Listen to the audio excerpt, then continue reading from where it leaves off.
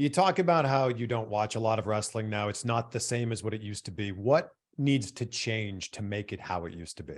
Oh boy, here we go. The reason the Attitude Era stands out, will you agree with me with that? Of course. Everyone says that is the pinnacle of pro wrestling. Agreed. Attitude Era is the pinnacle of pro wrestling. But why is it the pinnacle of pro wrestling? Here's why, bro. Because writers wrote the show. Who is writing the show now? Aren't those writers as well? During the Attitude Era and now in 2023, writers are the ones who are writing the show. So what are you talking about? Look at all the people that are in charge of the wrestling companies today. They're marks, bro. Triple H is a wrestling mark. Paul Heyman is a wrestling mark. Wow. So the show is not standing out because the ones who are writing the show are all marks. Let's go on the internet and find out what does a wrestling mark mean.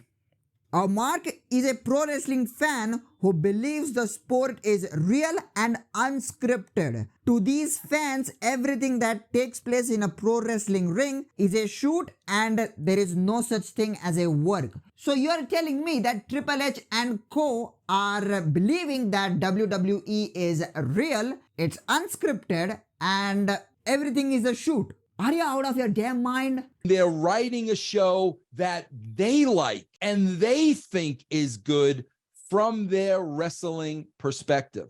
Wait a minute. So during the Attitude Era, wasn't that the case as well? I mean, you write a show and you think it's good. You can't think that the show is bad before going live. And the same thing is happening right now as well. So what are you talking about? We wrote a show based on those ratings right in front of us.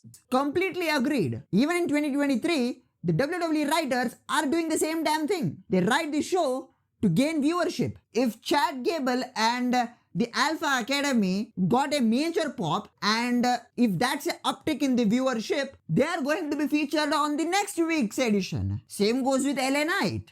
If LA Knight's promo is working, if it's getting a reaction from the crowd and if it's getting the uptick in the numbers, surely LA Knight is going to feature more regularly. Why do you think Stone Cold Steve Austin and The Rock's storyline, the feud between them worked? Because the promos got a reaction, the brawls between them got a reaction, and there was an uptick in the viewership. What's happening now? The bloodline. Why do you think people tune in to see what's happening in the bloodline? Promos are getting a good reaction. Brawls are getting a good reaction. We are seeing uptick in viewership.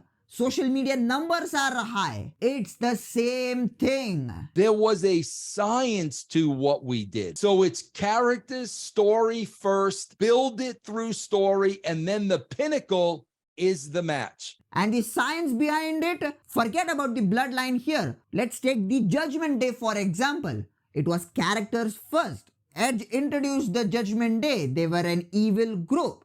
Character built. Then storyline, they kicked Edge out of the group. Finn Balor came in, he became the leader of the Judgment Day. And now what's going on? There is a rift between Damian Priest and Finn Balor. Damian Priest may turn on Finn Balor and they will be in a feud against each other. And that will culminate in a match or in a series of matches. Back in the day, the same damn thing used to happen.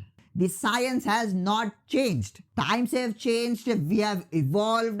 Nobody is glued to the TV sets anymore. Everybody has a smartphone. There are so many factors that the ratings have gone down. But still, WWE writes the show to get that uptick in the ratings, to get that uptick in the viewership. And how does that happen? Storytelling. Storytelling is still the key. It's the essence of a wrestling product. And if you are saying WWE is failing because of that, or I can't watch WWE because of that, then I don't think you should be a wrestling fan in 2023. Vince Russo just blew my mind.